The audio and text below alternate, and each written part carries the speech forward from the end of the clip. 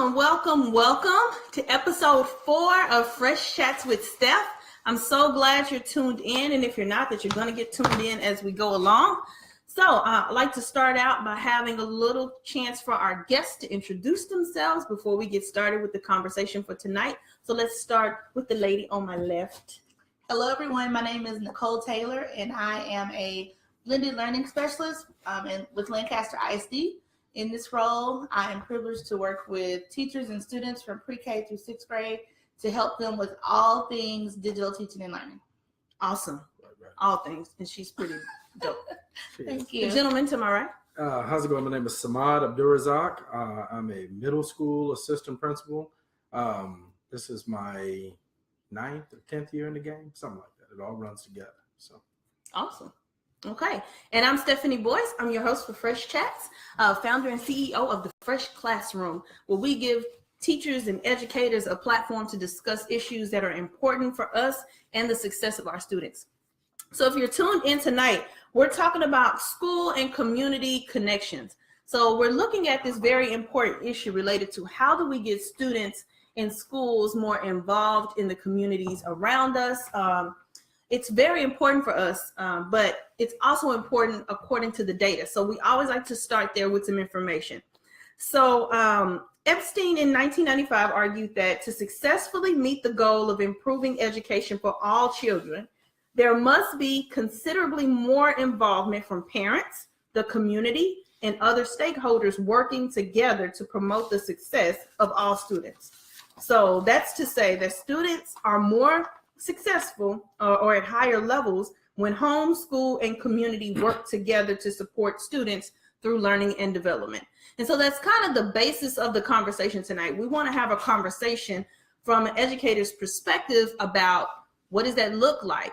You know, we talk about it sometimes, I feel like almost in a shallow way. Mm-hmm. Like, let's have a community thing where we're going to go out and do something, or we're going to have like these events that are planned throughout the year, mm-hmm. as opposed to it being continuous and ongoing integration of having community members in and having parents in everything that we do on a daily basis. Mm-hmm. So what are y'all's just first thoughts about that? The first thing that when you were talking, I was just thinking a lot of times those conversations are like hypothetically speaking. Mm-hmm. Like, so if we could have this relationship where parents would want to come to school and, mm-hmm. you know, kids would see that relationship between home and school, like what would it be like? I know a lot of the conversations, conferences, it's a lot of what if or how can we, but there are places where it is, you know, happening, and it is happening successfully. For students to be successful, they have to see that what's expected at home is expected at school. And more importantly, the people at home are working with the people at school and vice versa. Like that is so important. Gotcha. Yeah, I agree. I think when you look at it, you know, they're in the building with us for 8 hours, and then they're at home for 16. I mean, you know, 8 of which we hope they're sleeping, but 2/3 of the time is quite a bit to capitalize on. Mm-hmm. And if we're all preaching the same message and we've kind of blurred the lines, I think that there's an inherent, I don't want to say distrust, but there's kind of, as educators, we're territorial. This is my classroom. These are my rules. And when we tend to get skittish about other people coming into the classroom, as administrators, sometimes we can be skittish about other people coming into the building. Mm-hmm. You know, what is it going to reflect? You know, be on your best behavior, right. So on and so forth. Everything has a kind of a walkthrough feel to it. So if we kind of blur those lines and we you know have those open doors and invite stakeholders, parents, community members into the classroom constantly, and then we take the time to build relationships so that on the other hand, we kind of we get rid of the that's your job, or from this hour to this hour, 8 to 3:30, they're yours. Mm-hmm. I think we can kind of blur those lines if we stay involved, and not just, you know, call and report failing grades or misbehavior, that we're taking a general interest in our students. And so, you know, how's it going with your mom? You know, how'd you do in your soccer game outside of campus, so on and so forth. And you kind of become one voice. So that's the obvious goal there. I think the connections are such a big thing. Like when you're talking about the relationship, like I spend a lot of time, all of my time in Title I schools, in low income areas. Yeah. And what I notice a lot of times is that there is also sometimes a relationship where parents distrust educators in the school. Yeah. And so they will have some that they point as like, I felt like I got this from some parents, like, okay, you one of the good teachers. Like, okay, you good. Yeah. Like, but I'm like, but we're all good teachers. You know, we all have different things, or we teach differently or whatever. But what I think it boils down to is parents recognize your ability to connect with that kid and that you care about them. You know, you can't care as much as parents, but about their own kid, but that you care, and they see that, the heart and the spirit that you bring to it. And I think they kind of connect with that. But I feel like there's like a distrust almost, where parents feel like it's us against them. And maybe it was because I was secondary. I don't know if that's different maybe on the elementary level. Well, you know, most of my years are elementary. This is my 16th year, and the first 8 or 9 years I was elementary. I worked for Dr. Helena Mosley was my principal one year. Hey, and she was an amazing leader. One thing I learned from her is like a real shout. Right, like seriously, hey, Dr. Mosley, is that we as educators also, because I heard you say like building relationships, we also have to not only show parents that we care about their kids, but oftentimes parents need to know we also care about them. Like, you know, whatever you're asking your kids to do, I'm gonna uphold that, you know, because a lot of times parents come with baggage too. Yeah. And so where it looks like they don't trust us, some of our parents did not have good experiences. Yeah. I get that a lot. In education. When I was in school, it used to be like blah, blah, blah. Yeah. That makes sense. So we have to be mindful of that. And while we're trying to, you know, I'm a mom, very protective of my children. So parents, they are very protective of their children. They're not easy to let their guard down. So while we're thinking about building relationships with their kids, we need to also think about building those relationships with them as well. Right. And I think you touched on something. You talked about being in Title I schools. In those schools in particular, it's up to the school and the community to bridge those gaps and to make up for what they have or lack thereof in the community and in the home. You know, I like that. That's our job. On my soapbox. I like that. Like, you know, I mean, but that's why public education's under attack, and that's why you're losing to private schools and charter schools and these schools that have they cater to a certain niche, or that promise a tailored fit, or that off the cuff their mission is to bridge that gap and to provide to make up for what you're missing. So I think that the more we do as public educators, speaking for myself, in a Title I situation, to build those relationships, be sensitive to not only parents' needs, but to the needs of the students and the needs of the community, because it means everything to them.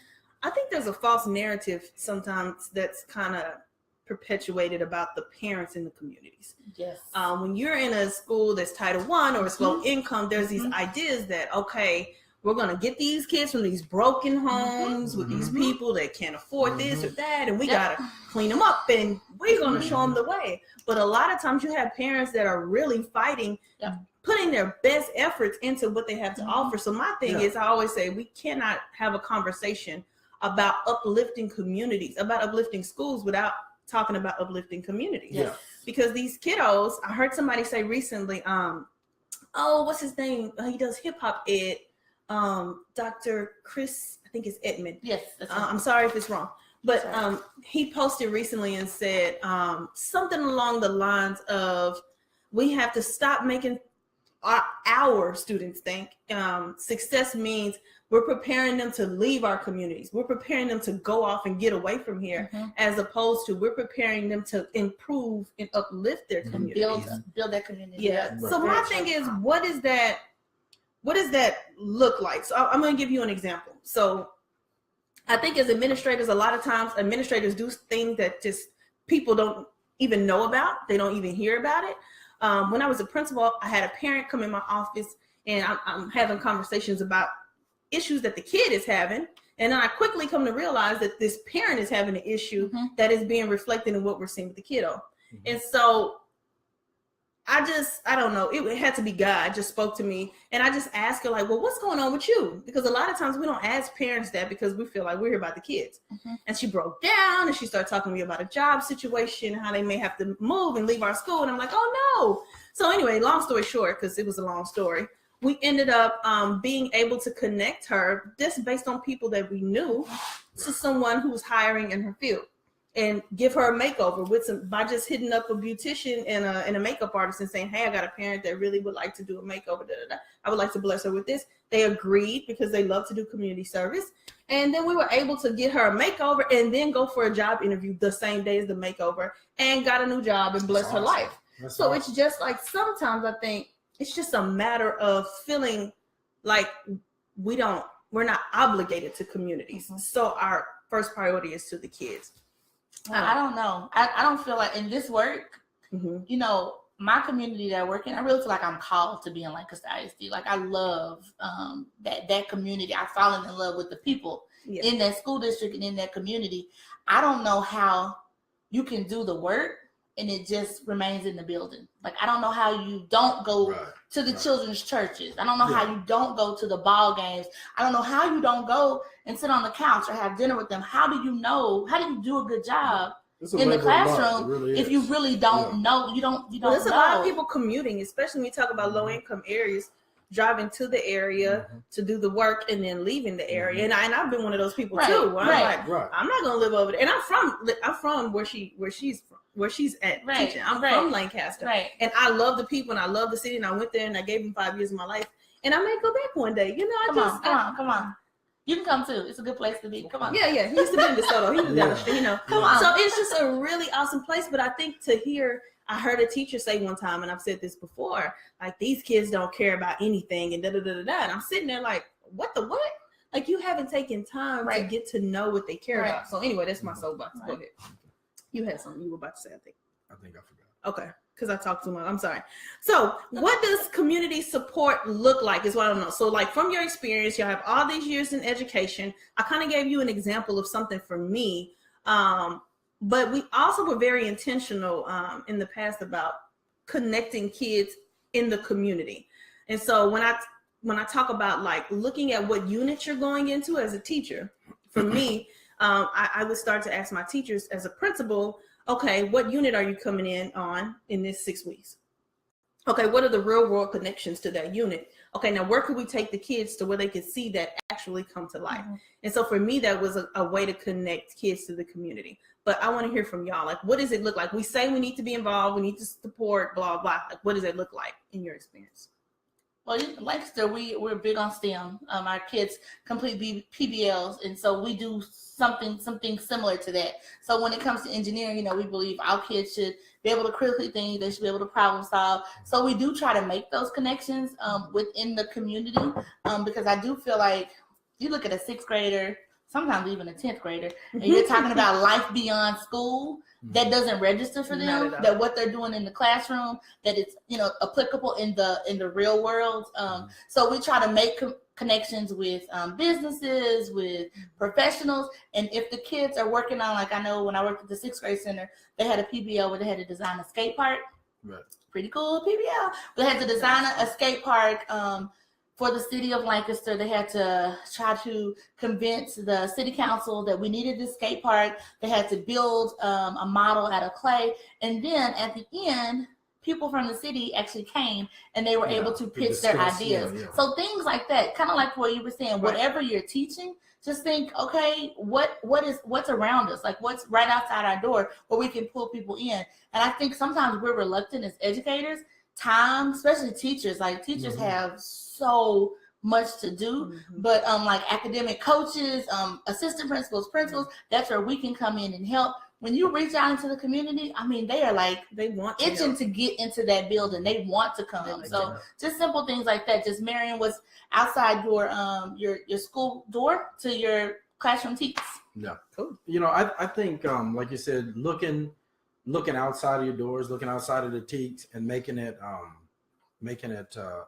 relevant, making it related to, you know, where you want them to go, whether it's where they actually want to go physically or where they want to go education or career wise. Like you said, you know, success doesn't always mean moving up and moving out. So a lot of kids, especially our students, they don't get the opportunity to be exposed culturally to anything different than what they see and what they know. I like to feel like the education and what we're doing is a gateway and it's a window. But I think real community involvement kind of happens at the crossroads of what we professionally see as a need and what are the interests of the community. Because depending upon demographic or socioeconomic status, the community has different interests and they have different different wants, and different needs. So I think it's up to us to assess where our kids are. We pour over data constantly to assess where our kids are and where we want to get them. But, if you've got a big soccer community or, as we see in so many communities, demographics are changing. Well, take, East Fort Worth, for example. You've got predominantly African-American community, but you've got areas where you've got more Hispanics moving in, and you've got even a large African population. Right. So, they don't play the same sports. They don't eat the same foods. They don't require the same things. And so it's up to us to kind of bridge that gap between those that are moving in and those that are there and making that part of our needs assessment to go out and consider that when we're developing those relationships. That makes sense. I had somebody post the other day and ask, well, how do you get parents involved in like the PTA meetings and like coming to get involved? And one of the best principals I ever had the privilege to work with, Dr. Tanya Howard, she always had. Hey, Dr. Howard. Yeah, she's bomb too. She another shout out too.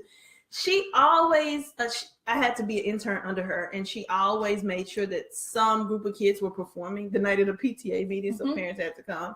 It was like first grade performance night, and they're like, oh man, yeah, you got to come see your kid. Right. But those things I think are just so important. Like you said, what are the needs of the community? What are things that parents in our community care about? Or feed them. People like to eat. Feed them. We had them feed us, like we did, like during Hispanic Heritage Month. We invited the parents to. I mean, they bought so much food, it couldn't even be eaten. It was usually they're glad that you're interested in what they're cooking. They did that, and we had a large bilingual student population, so that Hispanic Heritage that went over well. Well, when I was a principal, we had a large African American population. For Thanksgiving, we did the same thing. We asked families to bring food. It was so much food, like. Everybody was proud to be showcasing their dishes. And so my experience has been, anytime I've gone out into the community, when I was a master teacher, I wanted to reward my teachers for whoever team scored the highest on the assessment or something.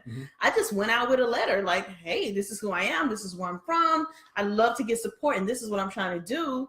And I would get calls back. I remember Outback Steakhouse just gave me gift cards to give to the teachers for whoever won. And so a lot of times I think as teachers, there's an issue of professionalism. I think some teachers feel like we're not equal, like educators aren't equal to doctors or lawyers or whoever else, to the point where if I say, well, have you gone out to like any of the people in our area? Well, we don't have time. First of all, time is a thing. But another thing that I encountered was I felt like some people felt almost like, I don't want to say less than, but like, well, people are not going to be worried about what we're doing in my little old 5th grade classroom. When in reality, they really love to get in schools. And even if it's just for a photo op to take pictures and say, look what we did in our community at the local school, a lot of people will donate. So we were able to do a whole class garden at the last school with donations from Callaway's Nursery, Home Depot, Lowe's, and the Arboretum. We were able to take the kids to the Arboretum to see gardens and things and learn about it. And then at the end, once they completed their classroom garden, the representative from Arboretum came and gave them feedback on their garden. And so a lot of people, I said all that to say, a lot of people really, really want to get involved with schools. We just have to find ways to kind of usher them in and tell them specifically, this is what we need. And then this is how you can help us. And then a lot of times they love to help. Yeah, I think that's, you raise a good point because like you say, even if it's for the photo op or no matter what it's for, everyone has needs. And I think it's just a classic case sometimes of the right hand not knowing what the left hand's doing. Yeah. I mean, if you go into churches, if you talk to your fraternities, your sororities, auxiliary groups, your mentoring, scouts, whatever have you, even the people, these groups that get corporate sponsorship, they've got boxes they have to check. They need sign-in sheets. They need metrics. They need to see how their dollars directly impact the lives of students. If you can show that truancy went down, grades went up, referrals, discipline referrals went down, those are metrics that these groups really need. And being that you have access to students, it really starts, for the upcoming spring year. For the upcoming year, it's like in the spring. You know what I mean? Like the championships are won in the spring. I mean, if you get on it in the spring before everybody's budget is blown for the fiscal year and whatnot, and really hit them hard on your fundraising and let them know, this is my calendar for next year. These are the opportunities that I have career-wise, mentoring-wise, and you hit, from the top to the bottom. They'll bring the big checks in, or they'll, like you said, Callaway's, they'll provide meals. Shovels. They gave us shovels and dirt. You name it. Thank you. You name it. And everybody, it's the adage, find a need and fill it. Well, we have plenty of needs, and there are plenty of people that have requirements that they have to fill these. But the planning, I think, is the big part of what you just touched on, because for me, it was a matter of, most teachers know their units don't change from year to year. Right. I'm going to have a unit on persuasive writing and then expository writing. I was a ELA teacher. So I already know. So, for instance, our fifth graders, when I was a principal, we took them to the Tarrant County Democratic Campaign office. They were doing a unit about learning about political parties in history class, and then writing persuasion in English class. We partnered the two. We took them there. We also reached out to the Republican, Tarrant County Republican office. They did not respond. I just always say that. There's a disclaimer. It is a disclaimer. Like a tone change. Anytime I talk about this subject, we also reached out. Anytime I talk about this subject, I always put that out there, because I always like people to know that it's good to show kids it would have been everything. good for the kids to see both sides. Exposure, Exposure is important, but they did not respond to us or invite us to come. So the Democratic did, and so we took them there, and they were able to do activities, learn about how these massive campaigns really work, what's behind the scenes, and it was really awesome. That was the election year.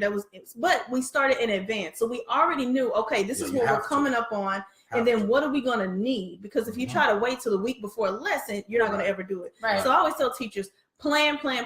As big as we sit down and do all these professional developments, teachers need time to plan. So that they can be strategic and make it. And you can put in everything, your transportation requests, your, but like you say, everybody, and work with your city, your outreach programs, beautification projects, banks, credit banks, unions, you name it. Everybody if has. I was a math teacher, I think a credit union would be my best friend. Like, we have to be able to get something going here. Kids love money. I've had them come in an economics class. I had them come in my math class with the credit union on the square. What did they do? They just came in, because now with the new TEKS, the new math TEKS, kids have to learn about financial literacy. Well, look at so God. Just call the bank over and like, hey, we're doing this unit on. I know they need it. They need it. Some adults need it. No, hallelujah. But just call them up and say, hey, we're getting ready to roll into our financial literacy unit, because somebody just come talk to the kids about banking or smart money management decisions, and they were like, yeah, we'll be right there. And not only, until they can step further, they have 100 Black Men in Greater Dallas Fort Worth. I was going to tell you to talk about that, because he's in there. Slide They made the news the other day. We have a dollars and cents competition where they have it's not only financial literacy, but it's like a UIL type setup where they go and compete, and they have not only the math or quiz portion, but it's a I want to say like a Q&A, like a quiz bowl. You know what I mean? That's so cool. That's really cool. There's a lot. There's quiz bowls out there. So 100 men, what is it called? 100 Black Men. 100 Black Men. Okay. They did an event. Was it like this week? It made the news. I saw it on the news. Saturday. Okay. Now what was it? It was our holiday party and toy drive. Okay. So we have just people from around that come and kind of celebrate, a year in review. We had an induction where new members were inducted. all toys. You either could give a cash donation or a toy. And toys went But to there was the another one. It Children's was Hospital. on the news. It was like they went to a father. There was. I'm bombing this. I'm sorry. There was a school that needed fathers to come, men to come, because there weren't enough fathers in their school. So they Oh, volunteered. yeah, And there was some yeah. of the Some of our 100 guys black went there. men. Some of our guys were there, but there was guys that weren't just. It wasn't Right. our program. I Got mean, you, we got did. you. It's a Right. middle school here in Dallas. Yeah, and those Dave, men that's from the a Dave. community, Dave. yeah, Yeah. and those guys from the community just kind of stepped up and Sure. like stood in that gap, and I thought Right. that was pretty Because they were significant. given the opportunity. Yeah. That's what I know. You We have see- to be invited Right. in. But the thing is too, you said so much, and I have all these ideas I'm sorry. swirling about how teachers don't feel as if they're on that level, with doctors and lawyers. Or corporations. And a lot of times there's some things that I think we at the school system, that could be a whole nother chat. Because what they do is so important, but we need to empower them so that, it's simply just creating that opportunity. It doesn't have to, because a teacher they may not know how to get the letter or how to go get it signed, but it could be just as easy as administrators picking are up absolutely the tone or picking setters up, for or picking that. up the phone, or Yeah. while you're at Or places donors you frequent. choose. Oh my gosh. I Oh, recently yeah. started looking into donors choose, Mhm. and I didn't realize they can do professional development Yeah, they too. can. Yeah, they Yeah, can. so when we do our fresh workshop this summer, teachers will be able to Go on donors too. Shameless plug. That's a plug. I need to figure out This how is I'm a plug. gonna slide up in yeah, there. go It's on, coming. slide in there. It's coming. But this summer, if a Plug teacher can't central, why afford not? to pay on their own, or their principal That's won't pay, they can go on Donors Choose. Mhm. They can create an account. They can get things paid for. So I think it's important for teachers to feel empowered to Right. know. First of all, there are a lot of people that care about education. Right. And two, a lot of them have grants and campaigns that are specifically for education, but the teachers getting the money are the ones throwing their bid in, and those are not always the people that are in the schools with the highest needs. Sometimes those are teachers at schools that already are doing okay, They just know. but they Yeah. know it's out there Right, and they right. know about Well, the resources. I think just like you plan your calendar and you talk about your master calendar, I think that's up to us as administrators to bridge that gap. I think administrators need to bridge that gap and not only Call them out. Call them out. we need to make it available and let your staff know, hey, if you got an idea you'd like to see us run with next year, this is what we have calendar wise. Yeah. Let me know where you are in your curriculum. But now that you say that, Go out in your that community. makes perfect Ask sense. at your churches, That ask makes at whatever, sense. Right. because I'm receptive to you coming in and being a good leader. Yeah, but that's so important, because now that I'm thinking about it, when I was a principal sitting in my planning meetings with my teachers, I was the one saying, okay, this is the expectation. Yeah. The expectation is at the end of that unit, you have to find somewhere. So where are you going? Okay, let's brainstorm. You don't know? So then as a team, we'll start researching. Okay, what's around? We live in a city. Like, there's no reason why. There are 50 million, 100 field trips you can That's be a big number. taking, Yeah. 100 million, 1,000. Field trips you could be taking. There's so many places you can take Right, kids, and so right, many things to right. do. So I think when I see our kids, and I'm saying this with so much passion because I was one of them, who we didn't go a lot of places. I felt like as an adult, I take kids on field trips and I'm like, oh, I've never been here before. And Right. they're like, you never been here? I'm Right. like, shut up. Right. This is just the way it was. Right. But now it doesn't have to be that way. So I Mhm. think as teachers, we should feel empowered to do it. But as an administrator, that was an expectation for them. They knew I was going to support them with that. My first year teaching, I was so excited to be like, I wanted to change the world. And I remember I went to my principal at the time. I was in a district down by Houston. It'll remain where I am. nameless. No, not in Lancaster. Before I came. And I was so excited. I had found a field trip opportunity, and I typed up a letter, and I was like, oh, I'm going to take my kids to do that. And I went to the principal, and he was like, no. And I was like, what do you mean? Because I don't understand the word no.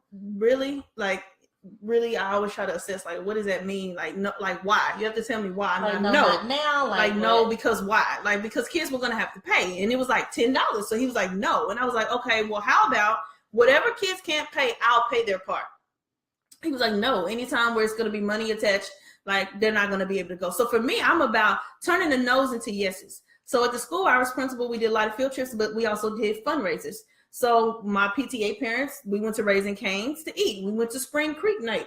We did a car wash. Like, we had car washes. We had to raise those funds to turn those no's into yeses and get the kids out and about in the field. But we had to plan that, and we had to be very strategic in our approach. Yeah. So To take it a step further, though, I think if you, as an administrator, you open it up to your teachers, and then you encourage your teachers to open it up to the students. yeah, And then let let parents come in and say, hey man, I run a barbecue stand, Yep. or I do crafts, or I do whatever. I can make your t-shirts. I can offer this Yes. to save you some money in your budget so that you can use that money elsewhere. And you'll be surprised what parents do. I had a grandma at American Airlines. We were talking about taking kids to DC. She was like, well, I work for American Airlines. I was like, well, look at that. You do.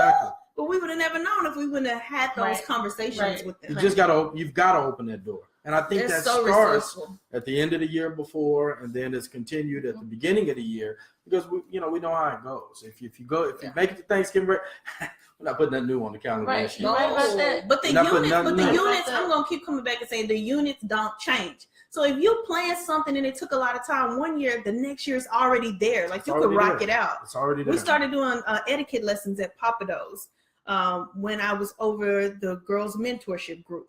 So we did it one year. The lady that's the manager is one of the only female managers of a Papados, something important. I'm sorry. I don't remember exactly why. It was significant. But she always hosted every year, and she'd give them a lesson on which forks do you use in a formal dining setting and all of this. So then after that, we would do it every year, whether it was 12th graders or 5th graders. This is the lesson you can use. That's cool. But then we built that relationship, so she already knew when it came time for New Year's, we were going to be doing a New Year's luncheon, and she was prepared to receive us. That's cool. So I think once you go ahead and do it, once you have a relationship, you follow up with a thank you card, you send a picture of the kids, you show them we appreciate it, then it just becomes a part of what you do. Mm-hmm. So that's it for today's chat. If y'all have any remaining thoughts, it was fast, but we are over time by a couple minutes, but it's okay. We gave them a bonus because we came on late. Yeah. Take your bonus. Last words you would have for anybody watching that says they want to become more connected. What would you tell them? With the community? Because we just told them 30 minutes worth of stuff. Yeah. So I would just say, just step outside your campus door. Look and see what businesses do the kids and the parents frequent. Ask parents, ask kids, if we could bring somebody in from the outside, who would you want to see? And then marry that with your teaks. I don't think it's not as complicated as sometimes we think that we think it is. If you just jump out there and do it the first time, you'll see how easy it is to do it going forward. The people will let you know what they want, what they need. And I think that if you take that, like I said earlier, and professionally, that's our job to make it relevant. And I think that's the goal of it all, to take their needs and to make it relevant to not only the learning, but make it relevant to future student success, and satisfy those needs the best way that the community gives you, and the best way you know how. My final thought would be just to hop out there and do it. A lot of times as teachers, we don't have control over the curriculum. We don't have control over the scope and sequence, but we have all the control in terms of how we bring the curriculum to life, how we connect with the kids, understand their interests, and tie those standards into their interests and kind of make a marriage between the two of those. And at the Fresh Classroom, that's what we teach teachers to do. We keep it fun, relevant, engaging, standards-based, and higher order. Hop on over to our website at thefreshclassroom.com if you'd like training at your campus or in your district, and we're booking spring now. You don't want to get left out. Thank you to my special guests for joining me today. Thanks for having me. I appreciate y'all Really appreciate and all y'all's learning experiences, and to our supportive husbands on this side of the room that are here for production purposes. Thank y'all for joining, and we'll see you next time. Fresh Chats with Steph is brought to you by thefreshclassroom.com. Are you ready to get fresh? If so, head on over.